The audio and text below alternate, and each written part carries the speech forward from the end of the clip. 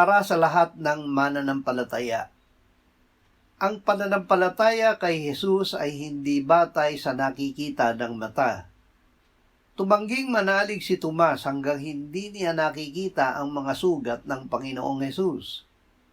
Nang makita na niya ito, sinabi niya, "Panginoon ko at Diyos ko."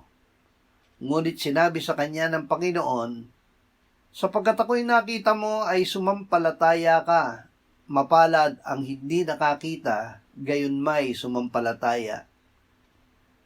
Inutusan ng Panginoon ang mga alagad na magpatawad ng mga makasalanan.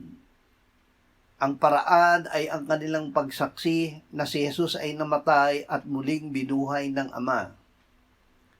Ito ang ebanghelyo na nasulat upang ang makabasa at makarinig ay sumampalataya na si Jesus ang Kristo, ang anak ng Diyos, at sa pagsampalataya ay magkaroon ng buhay sa kanyang pangalan.